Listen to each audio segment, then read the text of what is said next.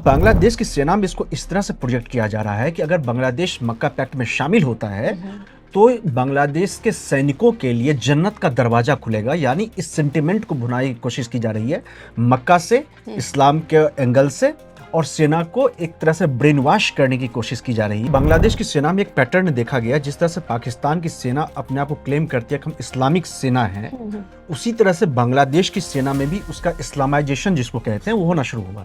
वकारुज्जमान जो वहाँ के सेनाध्यक्ष हैं, उनका धीरे धीरे जो दाढ़ी होता है वो बढ़ना शुरू हुआ। सरकार में इस तरह से माहौल बनाया जाए कि बांग्लादेश को क्यों नहीं मक्का पैक्ट में, बांग्लादेश को जल्द से जल्द मक्का पैक्ट में शामिल होना चाहिए। कि बांग्लादेश ऑलमोस्ट तैयार हो चुका था मक्का पैक्ट में शामिल होने के लिए। भारत से दूसरी आजादी का नाम दिया गया था। अभी हाल ही में सऊदी, तुर्की और पाकिस्तान के बीच मक्का समझौता हुआ है और इस मक्का समझौते को लेकर बांग्लादेश की राजनीति में और सेना के बीच काफी चर्चा चल रही है। वो चर्चा क्यों चल रही है, क्या वजह है कि बांग्लादेश में इस वक्त मक्का समझौते को लेकर चर्चा चल रही है, वो हम जानेंगे अभिजात जी से। तो अभिजात जी, इस वक्त मक्का की जो मक्का पैक्ट को लेकर जो समझौता हुआ है उसको लेकर बांग्लादेश में एक अफवाह फैली है कि जो भी इसमें शामिल होगा उसे जन्नत में जाने का मौका मिलेगा। तो क्या अफवाह है ये और क्यों फैल रही है? देखिए, ये जो बांग्लादेश को लेकर के है, कहीं पे जब बांग्लादेश में जब से शेख हसीना की सरकार का पतन हुआ है और मोहम्मद यूनुस पहले अंतरिम सरकार जो थे वो चला रहे थे सलाहकार के तौर पर, उसके बाद बांग्लादेश की सेना में एक पैटर्न देखा गया। जिस तरह से पाकिस्तान की सेना अपने आप को क्लेम करती है कि हम इस्लामिक सेना हैं, उसी तरह से बांग्लादेश की सेना में भी उसका इस्लामाइजेशन जिसको कहते हैं वो होना शुरू हुआ। वकारुज्जमान जो वहाँ के सेनाध्यक्ष हैं, उनका धीरे धीरे जो दाढ़ी होता है वो बढ़ना शुरू हुआ।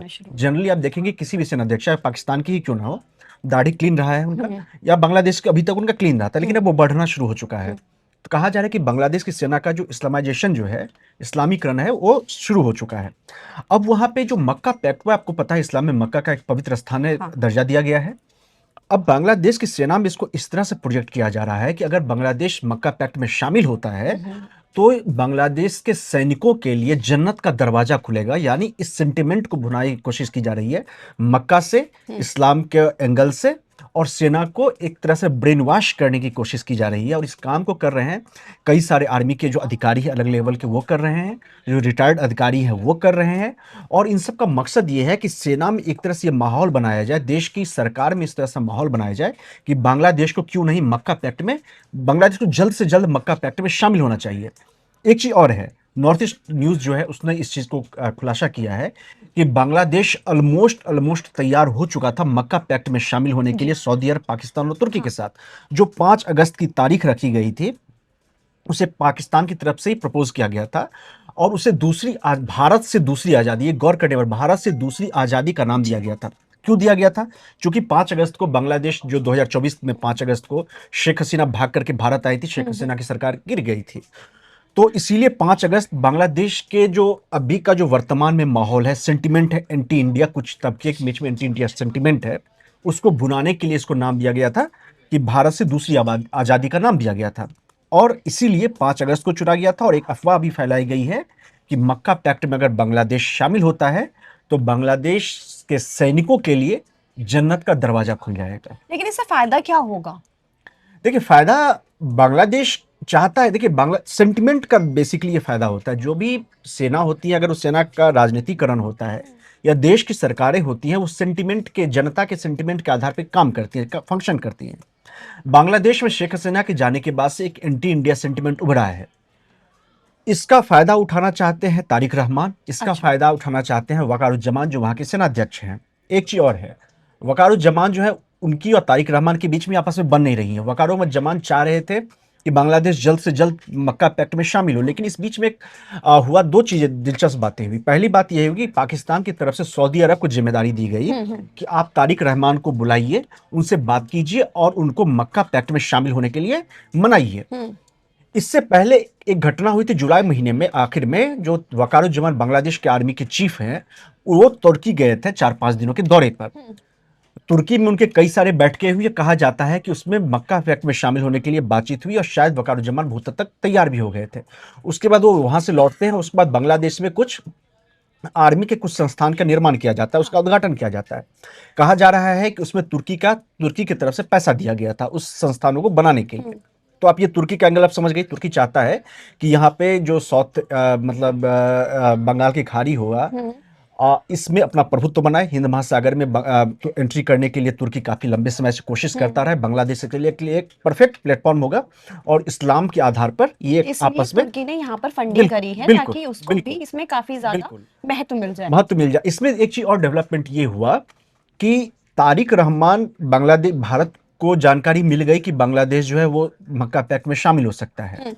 तो यहां से तुरंत सबसे पहले गए सर्गियो गोर, जो अमेरिका के राजदूत हैं भारत में, वो बांग्लादेश जाते हैं। उनकी तारिक रहमान के साथ बैठक होती है, बांग्लादेश सरकार के अलग अलग अधिकारियों के साथ बैठक होती है। इस बैठक में सर्गियो गोर ने तारिक रहमान को बहुत हद तक मनाने की सफल कोशिश की कि बांग्लादेश मक्का पैक्ट में शामिल नहीं हो।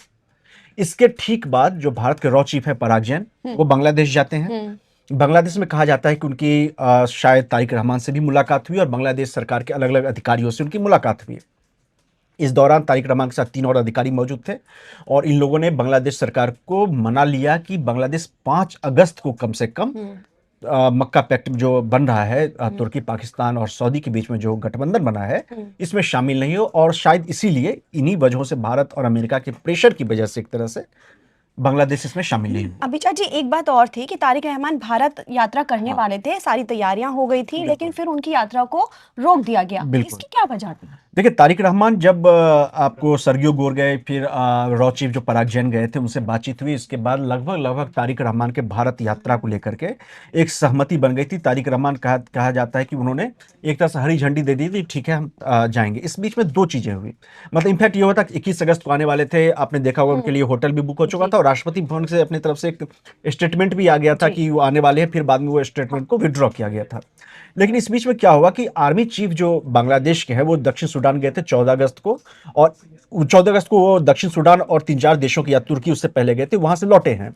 और कहा जा रहा है कि इसके बाद उन्होंने तारिक रहमान पे प्रेशर डाला उनके जरिए और कई अधिकारियों के जरिए कि वो भारत की यात्रा नहीं करें। और इस बीच में एक घटना ये होती है कि 5 अगस्त को ही शेख हसीना का एक प्रेस कॉन्फ्रेंस होता है नई दिल्ली में, जिसको कवर करने के लिए मैं गया हुआ था। उस शेख हसीना के प्रेस कॉन्फ्रेंस के बाद जो बांग्लादेश में सरकार में जो कुछ लोग चाह रहे थे कि जो तारिक रहमान को भारत जाना चाहिए, उन्होंने भी सरकार में प्रेशर बनाना शुरू कर दिया कि अब शेख हसीना के जरिए भारत जो है सरकार पे दबाव बनाने की कोशिश कर रहा है, इसीलिए दौरा नहीं हो। तो शेख हसीना का और वकारुज्जमान का, इन दोनों की वजह से ये जो गुट, एंटी इंडिया गुट जो है, ये काफी ज्यादा एक्टिव हो गया और इसने तारिक रहमान को भारत आने से रोक दिया था। अच्छा, एक चीज और कि ये जो क्या तारिक रहमान की वजह यही थी कि जो हमारी जिस तरह से वो आई थी, शेख हसीना भारत आई थी, तो क्या यही वजह थी कि ये दौरा रद्द किया गया? कुछ देखिए, शेख हसीना को लेकर के तारिक रहमान सरकार में 2 तरह की बात है। मेरी कुछ लोगों से बात हुई है जो बांग्लादेश की राजनीति बहुत अंदर से समझते हैं। 2 तरह के चीजें चल रही हैं शेख हसीना को लेकर के। शेख हसीना खुद अनाउंस कर चुकी है कि दिसंबर में या उससे पहले भी वो बांग्लादेश जा सकती है। अब सबसे पहली बात यह है कि शेख हसीना को किस तरह से ट्रीट किया जाएगा, सबसे बड़ा सवाल यह है। क्या उनको एयरपोर्ट से सीधे अरेस्ट करके जेल लाया जाएगा? सबसे ज्यादा संभावना पहली बात की यह है। लेकिन दिक्कत यह है कि वहां के जो स्टूडेंट जो मूवमेंट हुआ था, उसके जो लीडर्स निकल करके आए हैं, वो तो कह रहे हैं कि एयरपोर्ट से सीधे आप उनको फांसी के फंदे पर लेके जाइए। ये बात भी है। तो क्या तारिक रहमान ऐसा कदम उठाएंगे कि शेख हसीना को डायरेक्ट लेकर फांसी के फंदे पर लेके जाए? पहला बात यह है। दूसरी बात यह कि इस साल जो इलेक्शन हुए हैं बांग्लादेश में, उसमें 2 चीजें बहुत साफ हुई हैं कि शेख हसीना की जो पार्टी अवामी लीग, जिसको कि चुनाव नहीं लड़ने दिया गया था, उसके पास अभी भी 40% से ज्यादा वोटर्स मौजूद हैं। अगर आप डंडे के दम पे संसद पे कब्जा करके एक गुट किसी सरकार को गिरा देता है, किसी प्रधानमंत्री चुने हुए इलेक्टेड पीएम को भगा देता है, तो आज नहीं तो कल दूसरा गुट जब एक्टिव होगा, वो भी तो यही काम कर सकता है।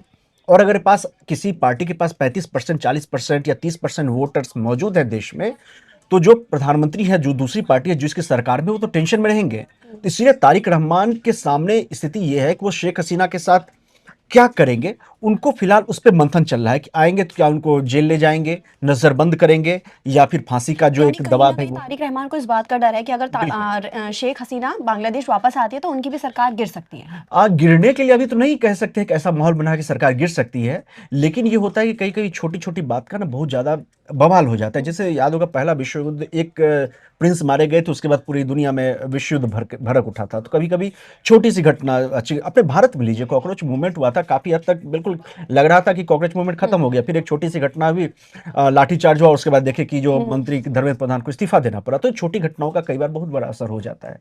सो ऐसा नहीं है कि शेख हसीना अगर जाती हैं तो तारिक रहमान की सरकार गिर जाएगी, लेकिन हाँ, शेख हसीना के जाने से उनके जो कार्यकर्ता हैं, उनकी पार्टी है, उसका मनोबल बढ़ेगा। हाँ। वो सरकार पे ये प्रेशर बनाएंगे कि पार्टी को चुनाव लड़ने की इजाजत दी जाए, और अगला जो इलेक्शन होगा उसमें क्या पता शेख हसीना की पार्टी अच्छा कर सकती है, क्योंकि बांग्लादेश अर्थव्यवस्था जो है वो तो खराब ही है, अच्छा तो नहीं कर रही है अर्थव्यवस्था। अच्छा, जिस मुद्दे पे हम बात कर रहे थे, तो क्या अगर बांग्लादेश मक्का पैक्ट में शामिल होने की कोशिश करता है तो क्या वो शामिल हो सकता है?